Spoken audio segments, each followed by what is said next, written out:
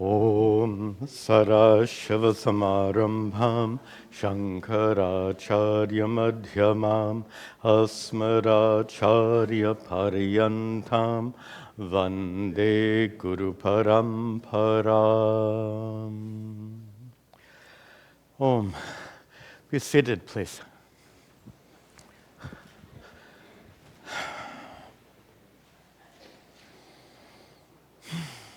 Parameshvara.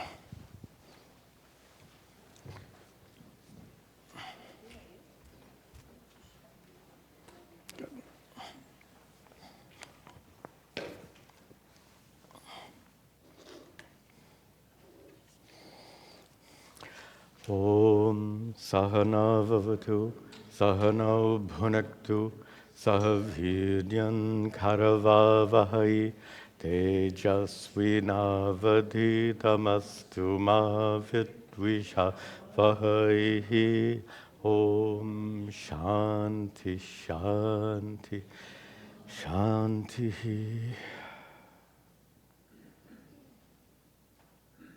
Om. Good. Nice to see you all this morning.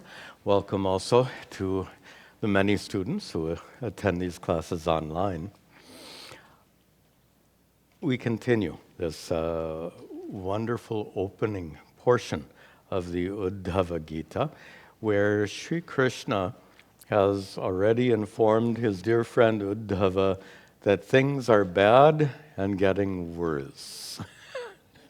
The Kali Yuga is about to begin, and their family is about to self-destruct. Civil war is about to break out. And Sri Krishna's initial teaching to Uddhava is how to function in such a chaotic or dysfunctional environment. I've never used the word dystopian. How's that for a fancy word? So a dystopian future, how to function in such a condition. And Sri Krishna's opening teaching is to cultivate healthy detachment. Now we've talked about that quite a bit, and we're going to talk about it some more in today's class. But to introduce that, there's an interesting question from Swarna, who lives in Perth, Australia, one of the many students taking these classes online. And she asks, how should healthy detachment be practiced? She says, I've been working towards a promotion. Is that wrong?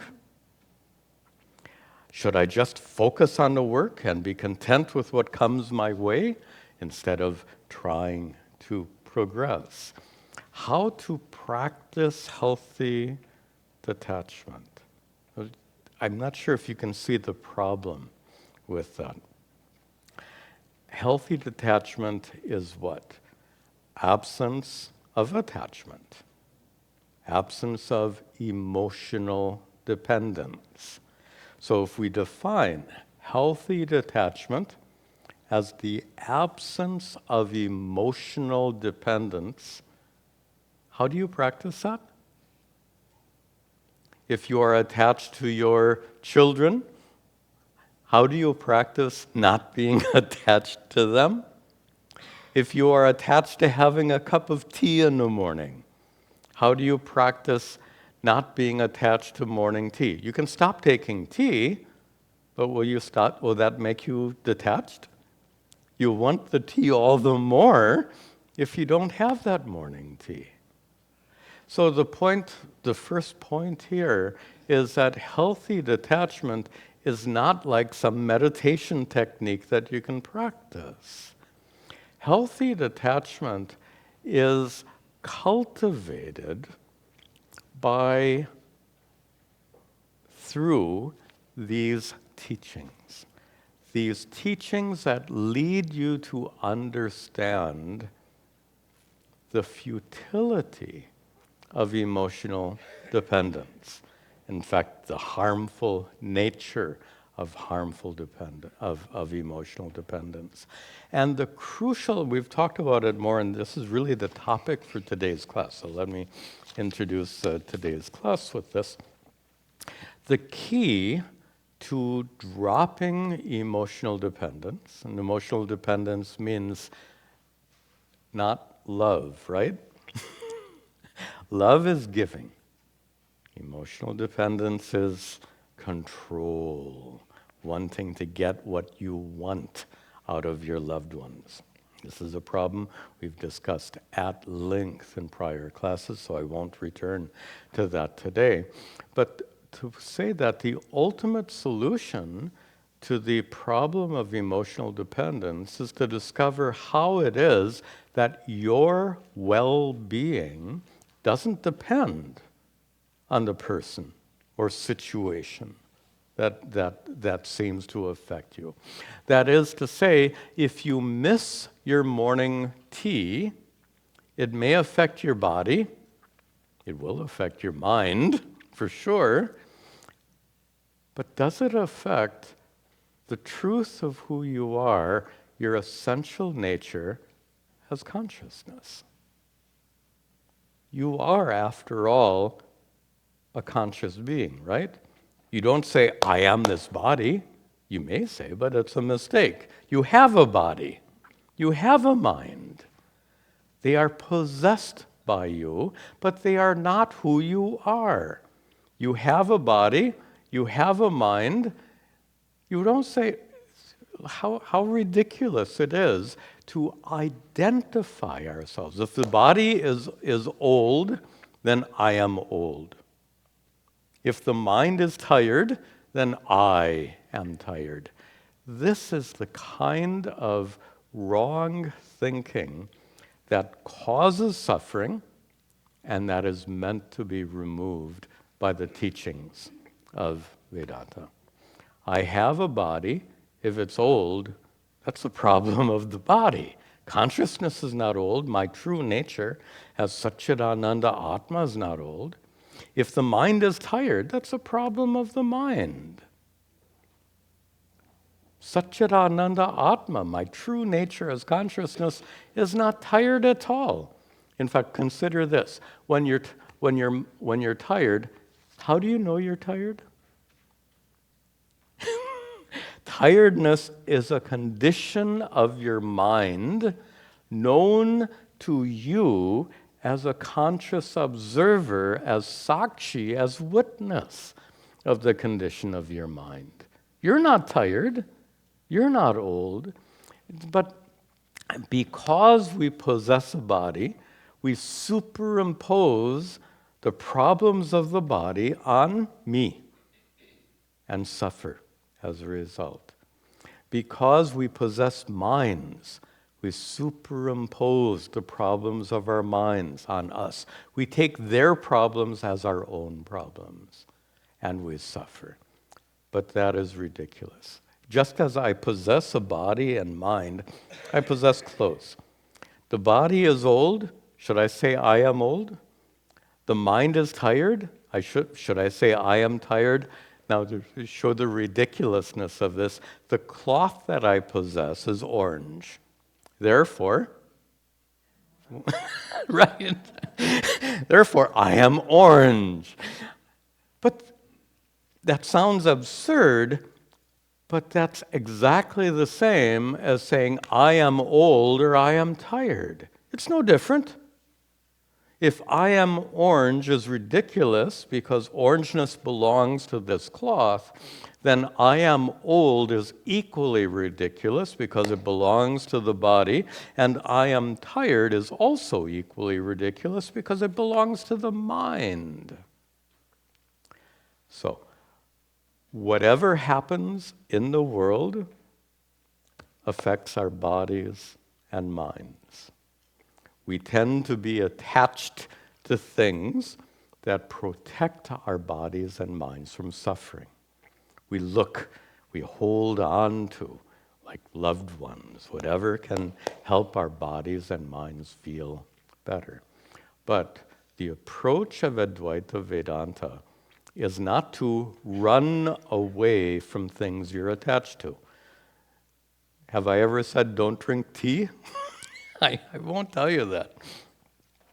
And because there's nothing wrong There's nothing wrong with drinking tea. Where the problem is that if you have concluded, I cannot begin today without my cup of tea, the problem is your thinking, your conclusion. Similarly, if you're attached to a loved one, how can I go on if my loved one dies? It's a wrong conclusion. The death of your loved one will absolutely affect your mind. How does it affect consciousness? That's our topic for today. And the topic in particular is that detachment arises. Healthy detachment is the result of knowing that your essential nature as pure consciousness is utterly unaffected by anything and everything. And before we proceed, when I say pure consciousness, this is not an idea or a concept. It is what's present in your experience right now.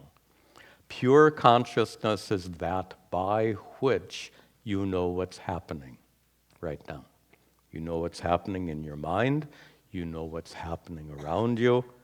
The means of knowing that is, we call it awareness or consciousness. We use those words synonymously. We don't make any difference. You are conscious of what's happening right now. So none of you doubt that you're conscious, but the problem is you don't know the true nature of that consciousness. You have to discover that that consciousness present in your experience right now is not affected by anything whatsoever. The consciousness present in your experience right now is okay no matter what. And that consciousness is your true nature. Okay, with that introduction, let us pick up the thread. We saw the first part of verse 8, but it's important to see the second part in context, so we'll begin there. Vilakshana stula sukshmat, vilakshana stula sukshmat, deharat mekshita swadrika, deharat mekshita swadrika, yathagnir daruno dahyat, yathagnir daruno dahyat, dahakonya prakashakaha, dahakonya prakashakaha.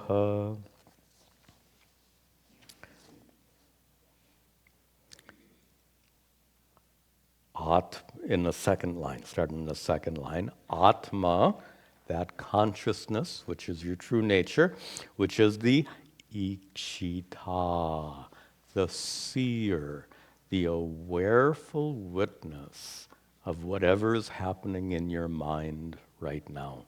That is such a helpful definition. When we speak of consciousness, it's not an idea. You are aware of what's happening in your mind right now. That you is consciousness. That you is Atma. That Atma is Ikshita. It's the seer, the witness of whatever is happening in your mind. It is Swadrik. It is itself the seer. No one else sees the seer. You witness the mind. There's no one else witnessing you inside. You are that fundamental reality, that fundamental entity, the conscious being, awareness, which is Atma. So that Atma, Sri Krishna says in the first line, is Dehat Vilakshanaha, going up to the top line. It is Vilakshanaha, that Atma is separate, it's different from what? Dehat, from the body. Which body? He makes a distinction. Sthula, Sukshmat. There are two. We use that word body, sharira or deha, in two senses. One is obviously for the physical body, but also for the so-called subtle body, called sukshma deha or sukshma sharira. That which enlivens the physical body is called subtle body. The physical body is just material stuff. But this material stuff is full of life, prana. It's also filled with, it has a mind, it has thoughts and emotions. All of these are non-physical realities. Physical reality is the sthula deha, and sukshma, the subtle deha, is that which is within the body, enlivening it. And Sri Krishna begins here by saying that to Uddhava, and saying to you, in a manner of speaking, that you have to recognize that your true nature as pure consciousness, as a witness of your mind and thoughts, that witness is vilakshanaha, separate, independent of your body and mind. And the significance of that can't be understated, because, look at, just to tie it to my introductory comments, if they're separate, the problems of your body belong to your body. The problems of your mind belong to your mind. If they're not separate, you own their problems. It's so interesting. This problem, we call it the problem of identification. And a good example of identification is people identify with their cars. Of course, a car is a mode of transportation, but many people look upon their cars as much more than that. They choose a particular kind of car that kind of matches. Oh, I have this silly memory.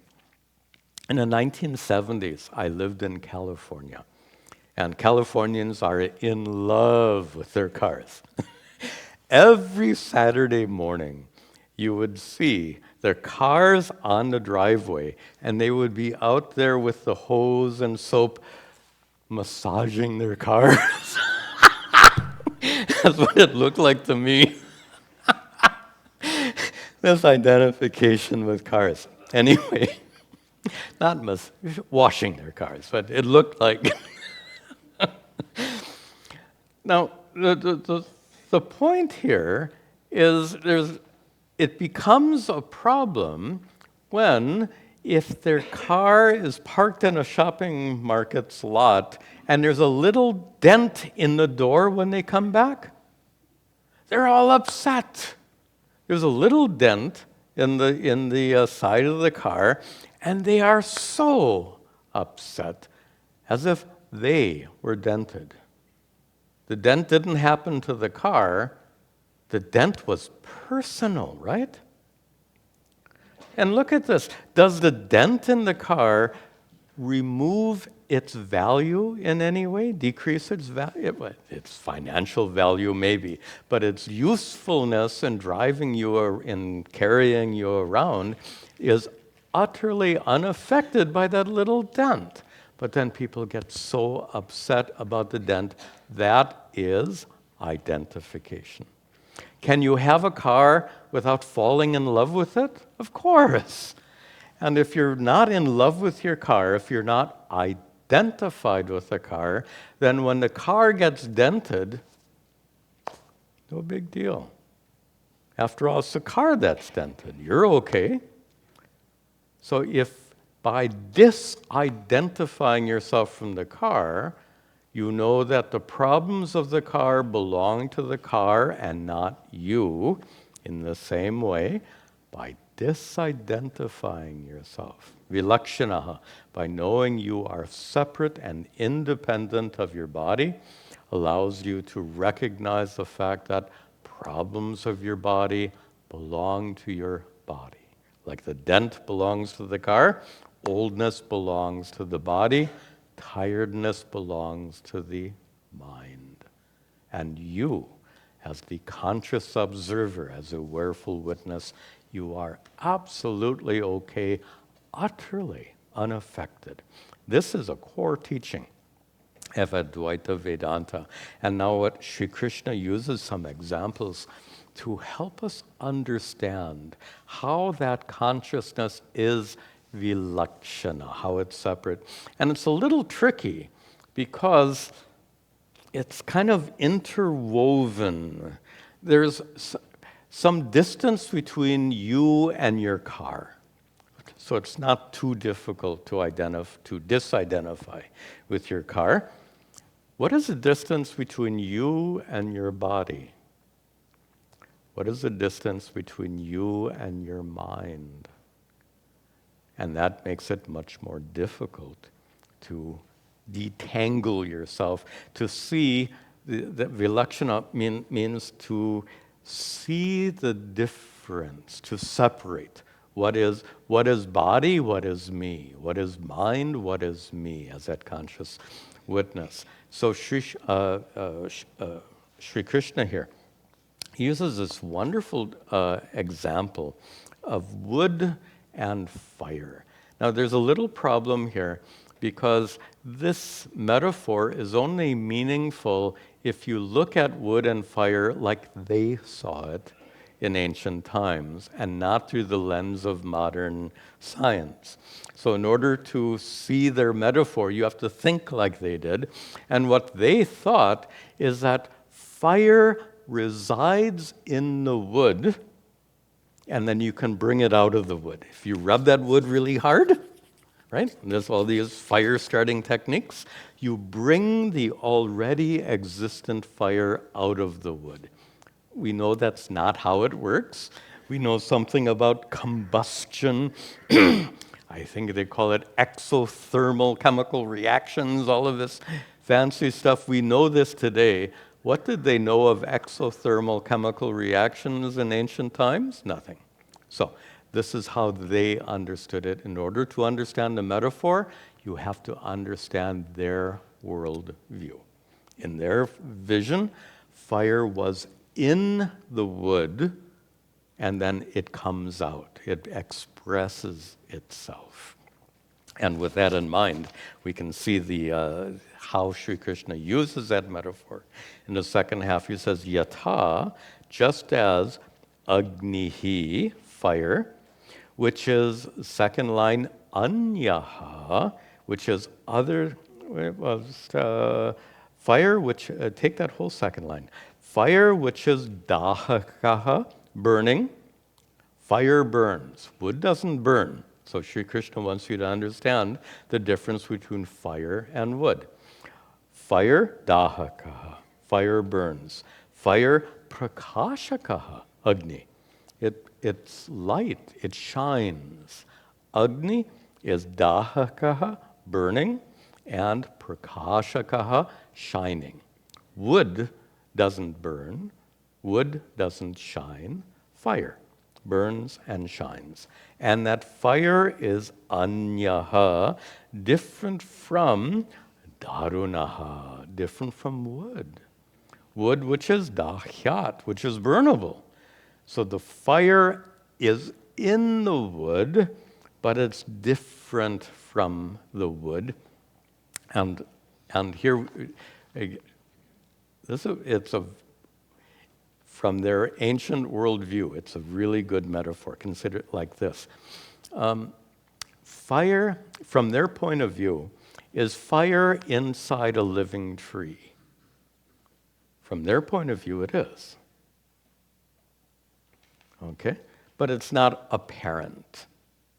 So that fire is apparent when it's in burning, dry wood. In the same way, consciousness is present in this body, and you perceive consciousness in this body because it seems to be alive, it seems to be speaking in an intelligent manner, so you infer that there's consciousness inside, but suppose I was sound asleep. Or suppose you saw a dead body. Any consciousness that you can perceive? No. So consciousness is present, but not seen in the case of deep sleep, coma, and death. In the same way, consciousness is present, fire is present in the living tree, but it's not apparent. So this is the metaphor. Again, it's the ancient worldview, but you get it now, right? And the point here is that fire is separate. Fire is in the wood, but separate from the wood, like consciousness is inside you, but separate from your body and mind. Now the metaphor continues. Sorry. Nirodhotpatyanubrahan utpatyanubrahan nanatvam tatkritan gunan nanatvam tatkritan gunan antah pravishta adatta antah pravishta adatta evam deha gunan paraha evam deha gunan paraha.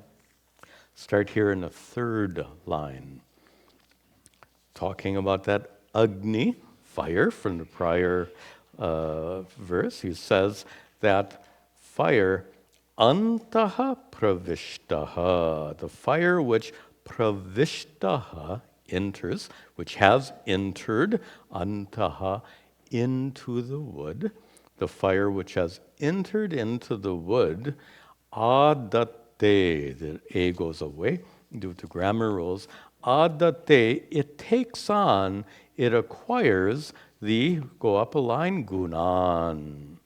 The gunas, the qualities, tatkritan, which were created by the wood. Now that's a little abstract. The fire inside the wood assumes the qualities of the wood. What does that mean? First line. So, nirodha, sometimes the fire goes out. Sometimes, utpatti, the fire comes up, arises. Sometimes the fire is anu, small. Sometimes the fire is brihat, big. Sometimes, not sometimes, the fire is also nana. The fire, there's one fire here, another fire there, another fire there. But there is but one fire, fire present in this wood, fire present in the other wood. But notice how the nature of the flames depends on the condition of the wood. Makes sense, right? If the wood is not dry, if the wood is extremely dry, if the wood is in really big chunks or really small chunks, you get the idea that the nature of the flame depends on the nature of the wood. But here's the point. Does when the flame is big or small, due to the nature of the wood, does the flame cease to be burning and shining? Those two adjectives he used before. The nature of the fire is to burn and to shine, dahaka and prakashaka. Is the burning nature of the fire and the shining nature of the fire, is it affected any way when the flames are big or small, or sometimes they're red or blue or yellow? Fire is fire. But fire appears to assume the nature. Fire seems to be affected. I like that language. Fire seems to be affected by the wood. Notice I said seems to be affected, because fire continues to be burning and shining. But sometimes it looks big, it looks small, it's red, it's orange. So fire seems to be affected by the wood. Do you see where this is going? You see where this is going. In the same way, your consciousness seems to be affected by the conditions of your body and mind. And that's what he says in the last line, evam, in the same way.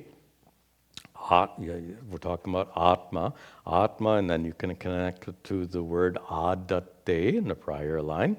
Atma takes on, Atma, which is paraha. That word paraha represents Atma. Atma, the ultimate truth of who you are, is adate. It takes on the qualities, deha gunan, the qualities of your physical and non-physical body, sthula and sukshma sharira. Let me explain exactly what that means.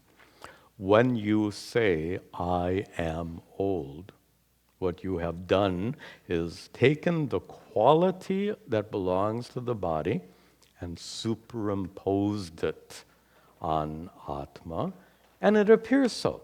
When you see me, you don't say you see a child or a teenager.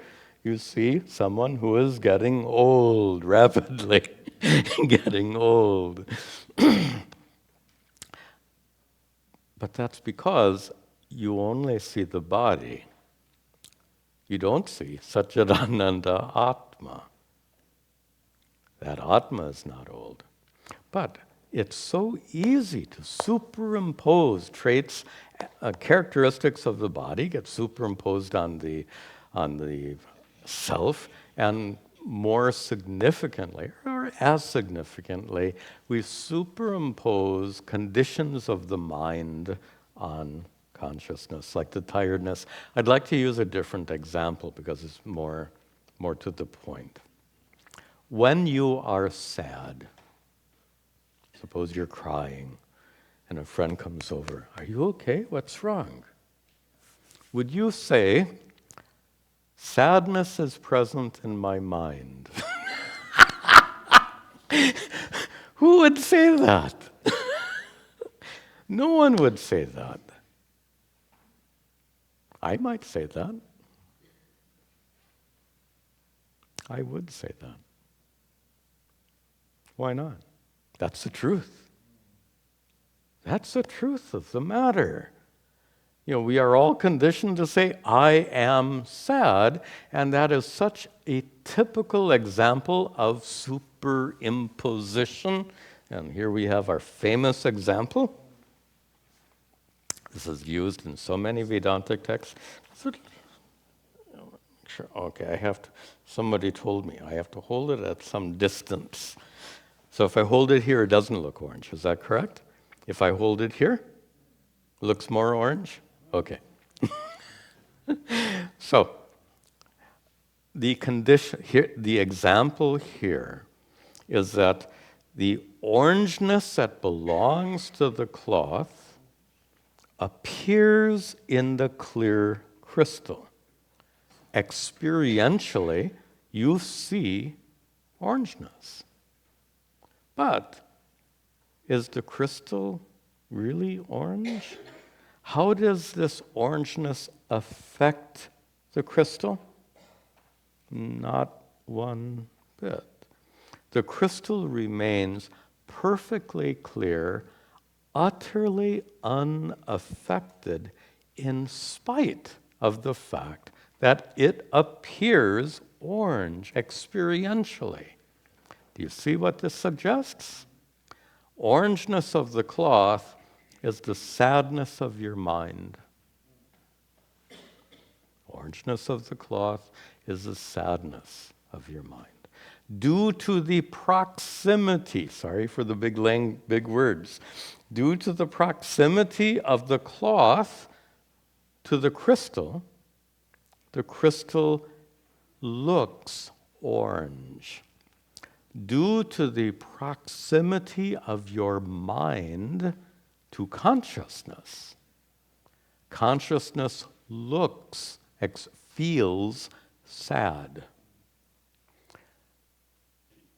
But like this crystal is utterly unaffected by the orangeness of the cloth, your consciousness is utterly unaffected by the sadness in your mind. This is such an important teaching. And you can see how freedom from suffering begins with this appreciation of the fact that your true nature as consciousness, as that awareful observer, sakshi, witness, is utterly unaffected by what it reveals. You've heard me give in many classes, whatever the sun shines upon, the sun isn't affected by what it shines upon. Here's a better, more detailed example. And this shows the problem of superimposition, one of our fancy Vedantic words. In fact, in Sanskrit, it sounds better. Superimposition is a mouthful, adhyasa in Sanskrit. Adhyasa means superimposition. Adhyasa means the orangeness that belongs to the cloth is attributed to the crystal, falsely attributed to the crystal. So the orangeness belongs to the cloth. There is no orangeness at all in the crystal. This is the problem of, and when you think that the crystal has actually been made orange, that the orangeness has tainted the crystal, the orangeness has affected the crystal, this is the consequence of not understanding the separateness of cloth and crystal. That's what we're talking about, right? For our prior verse, vilakshanaha. Crystal, of course, represents mind. Actually, we would say the clearness of the crystal represents consciousness.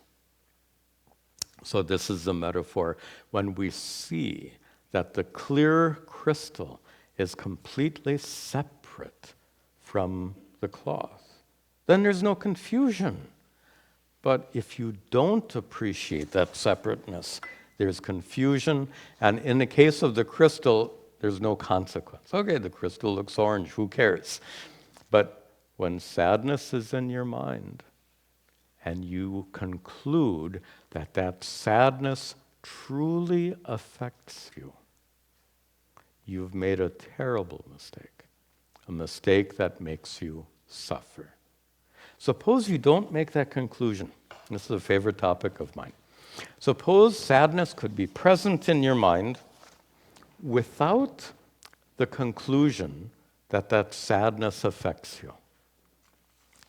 Then you could say, when you're crying, sadness is present in my mind.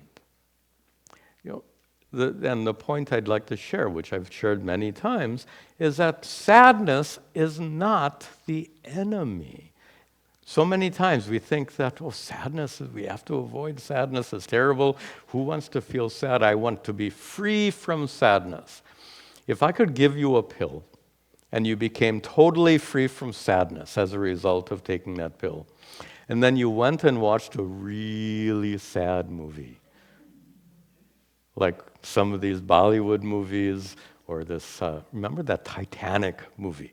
It has some very, very sad scenes. So having taken that pill, which prevents you from feeling sad, you watch that sad Bollywood movie, all the actors are crying and you're also crying. But if you took the pill, what would you think about that movie? What a waste! This is remarkable that you enjoy feeling sad in a movie theater. How unintuitive is that? Counterintuitive is that? You enjoy that sad movie. You enjoy your tears. Why? Because you know it doesn't truly affect you. That knowledge is the key. When you know that the sadness in the movie doesn't truly affect you, you can enjoy the movie sadness. When you know that the sadness in your mind doesn't truly affect you, you can enjoy your own sadness. And I'm not being facetious. It's just more of this worldly drama taking place. Okay, let's continue. Yo sao gunar virachito, yo sao gunar virachito, Deho yam purushasya hi. Deho yam purushasya hi. Samsarasthan nibandhoyam. Samsarasthan nibandhoyam. Pumso vidyachiratmanaha. Pumso vidyachiratmanaha. Yaha asau, connect below, dehaha. This body, this one. And it could also apply to the sukshma sharira as well as the physical body. This body, it happens to be virachitaha, literally arranged. It is made of what? Gunaihi. It's made of gunas, sattva, rajas, tamas. This is the ancient worldview, just as we think everything is made of matter and energy. In ancient times, sattva, rajas, tamas. So instead of saying this body is made of matter and energy, then they say it is made of the three gunas, sattva, rajas, and tamas. And where do those gunas come from? In the second line, purushasya. And here purusha means Ishvara here. What is the source of those gunas? Ishvara, creator of all. So this physical body is made of God-given physical elements. The subtle body inside is made of God-given subtle elements. That's the point of the first half of the verse. Then, is there any problem there? No, in fact, that's a good thing. This body and mind is a gift of God. So there's more reason for gratitude, like in our meditation this morning. But what is the problem? Samsara nibandhanaha ayam. Pumsaha. Pumsaha for a person. Ayam, this body, subtle body and stula body. Samsara nibandhana creates suffering. Samsara here means a life of suffering. Samsara, the etymological meaning of samsara is that which goes on and on and on and on and on. So you can think of it as going on from life to life to life, which is fine, or you can think of a movie that's too long. It goes on and on and on and on, and it becomes unpleasant because of that. So that's kind of the sense of samsara here. So this life of suffering is due to identification with this body and mind. Suppose we could disidentify with the body and mind to such an extent that you know that the oldness of the body belongs to the body, the sadness in my mind belongs to the mind, and I am pure consciousness, Satchidananda Atma. Any problem? No. Suffering is removed through that particular kind of knowledge, that spiritual wisdom, that understanding. We call it Atma Jnana, knowledge of the true self. And here Sri Krishna calls that one Vidya. Atmanaha Vidya. Vidya, knowledge. Atmanaha, of Atma, of your true self, as Satchidananda. That self-knowledge is Chit. It is one that cuts or severs or destroys. Destroys what? Nibandhanaha, the bondage. Bondage here means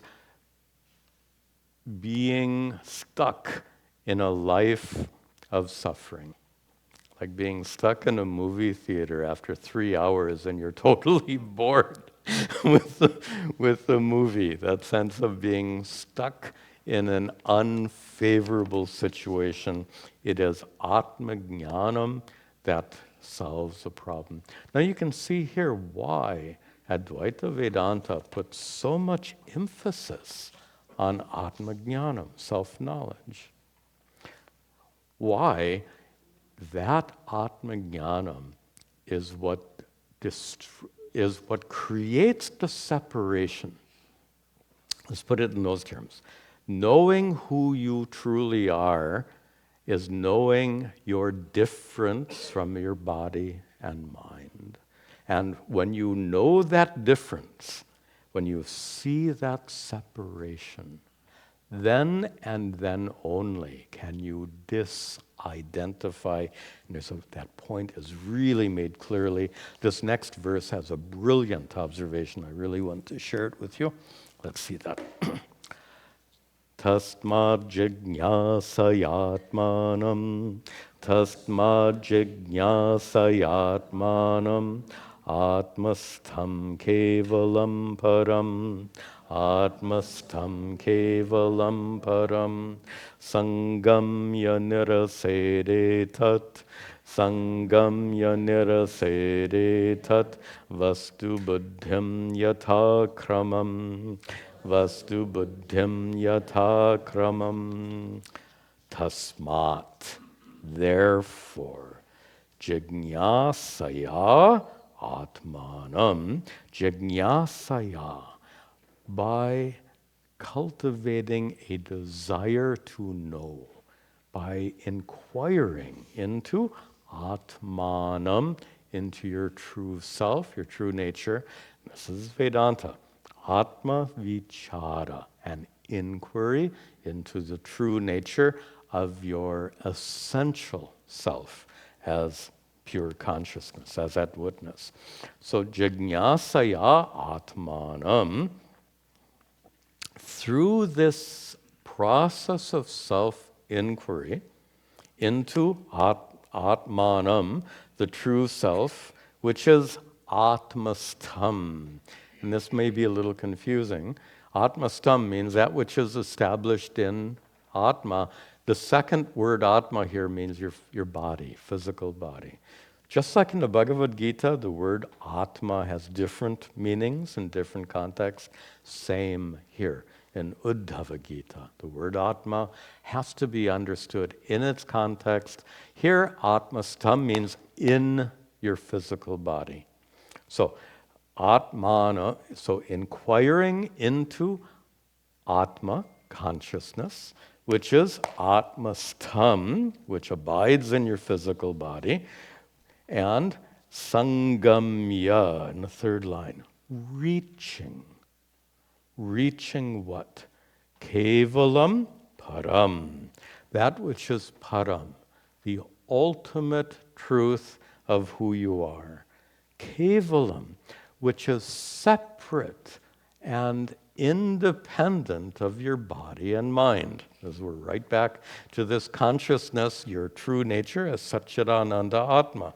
So Sangamya, first step, in fact there's a sequence described here. The first part of the sequence is jignasa, inquiry. That inquiry is followed by the next step, sangamya, reaching, discovering. Discovering what? Kevalam param, your true nature as pure consciousness. Then what is the third step?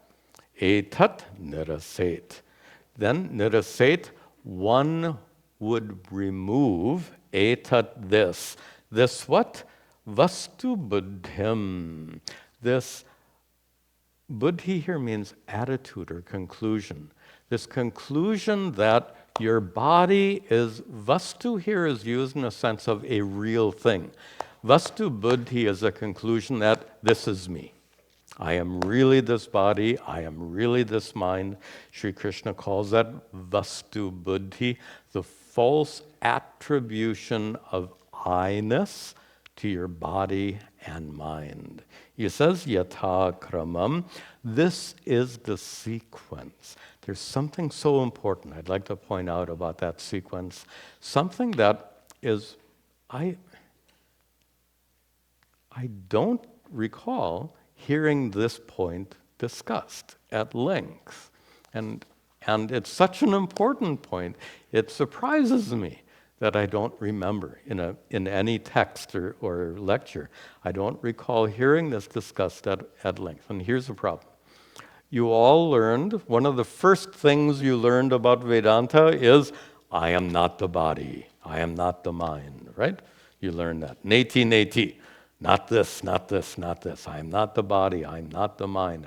I am not the body, I am not the mind. Tell me, how did that help you? Did that change you at all? I mean, it is first of all, it's a truth. It's a truth taught by Advaita Vedanta. It's a truth taught in the Bhagavad Gita, in the Uddhava Gita. It's taught by Shankara. It's a truth. I am not the body, I am not the mind, and that's one of the first things you learned through the teachings of Advaita Vedanta, but it didn't help you at all, right? Which is problematic because then it'll lead people to wonder, what good is this Vedanta stuff? I know I'm not my body, I'm not my mind, and I'm still suffering like crazy. It doesn't seem to be helping. And the reason is you didn't follow the krama, the order that's discussed here. Notice the order. Step 1 is jnana, self-inquiry. Step 2 is what? Sangamya, reaching that inner self, self-discovery, atmajnanam. Then what is step 3? Niraset. Then you remove that vastu buddhi. I am the body. Vastu buddhi means I am the body. That gets removed in step 3. Well, if you practice steps, can you imagine if you're cooking and you go to the last step of the of the recipe and you do that last step? Is that going to result in anything edible? So there's a krama. Krama means sequence here. There's a krama that has to be followed in order for these teachings to work effectively, just like that recipe. And you've heard me say, actually not so much in this class, in our Vedanta class, you've all heard me say many times that Vedanta is not a compilation of spiritual wisdom. Vedanta is a method. Vedanta is a method. It's a method of removing the ignorance that makes you suffer. And the moment we call it a method, like the recipe, you can see that sequence is important. Like crossing a river, there are crossing a stream, let me say correctly. Crossing a stream, there might be a group of stepping stones. If you try to jump to the last stone, you'll end up in the stream, wet. You have to follow the sequence. You go from the first stone to the second stone to the third stone to the fourth, and through that sequence, you cross the stream. That's a wonderful metaphor. Through the sequence of steps in Advaita Vedanta, you cross the so-called river of suffering. And they describe it very nicely. The river of suffering is full of crocodiles and whirlpools. There are verses that go on and on and on. And we're all struggling in this river of samsara and struggling and suffering like anything. How to cross that river of suffering step by step. Again, Vedanta is a methodology, and now you can understand why just understanding I am not the body is useless. Because you have turned Vedanta into a compilation of spiritual sound bites.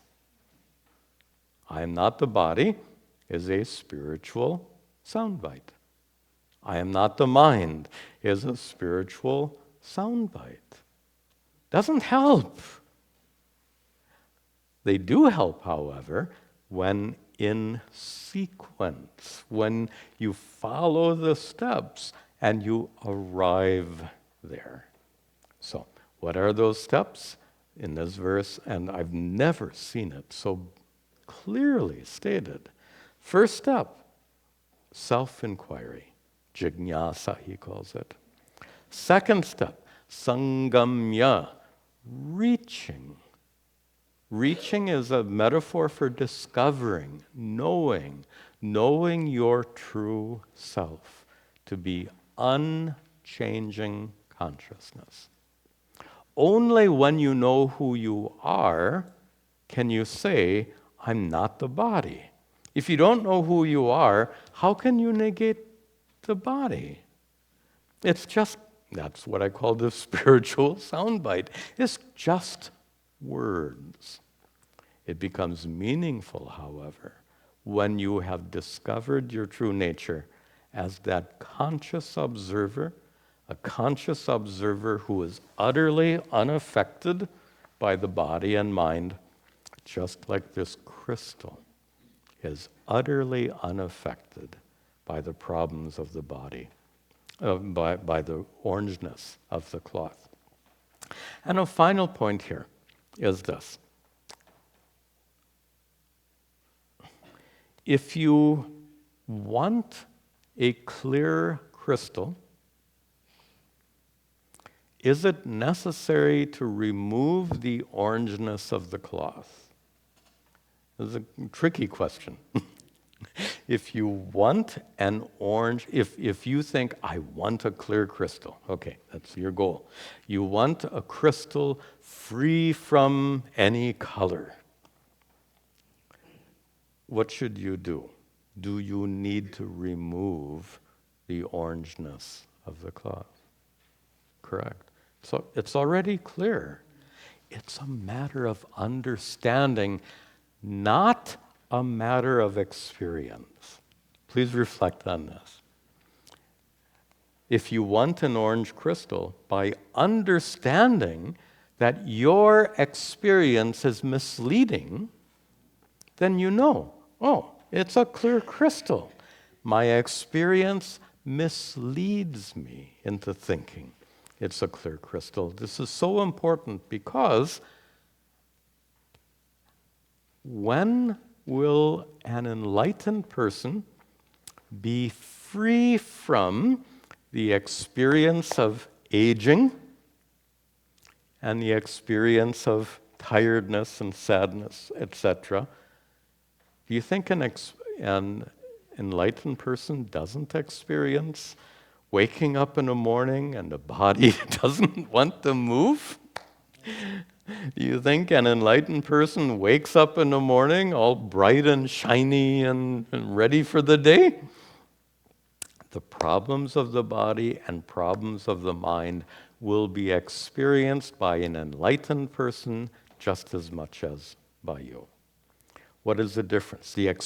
Your experience, and let me put it the other way around. An enlightened person's experience is not different from yours. Same aches and pains, same tiredness, same sadness. What is the difference? In knowledge, in understanding, in interpreting those experiences. So just as you know, in spite of the experience of orangeness, the crystal is utterly clear, utterly unaffected. In the same way, the enlightened person knows, in spite of the problems of the body and mind, consciousness, my essential nature as Satchidananda Atma, is utterly unaffected by the problems of the body and mind. This is the difference. So notice, it's not a difference of experience. It's a difference of perspective. It's a difference of world view. When you shift your world view in this manner, identification with the body and mind comes to an end, and suffering also comes to an end. Okay, this is a good place to conclude for today. We'll continue next week. Tomorrow, Sunday, we have our Upadesha Sahasri class at 10 o'clock, very profound teachings of Shankaracharya. And then immediately after, at 11 o'clock, satsang, question answer. And you can come just for the question answer if you prefer. Join us tomorrow. We'll conclude with our prayers at the altar.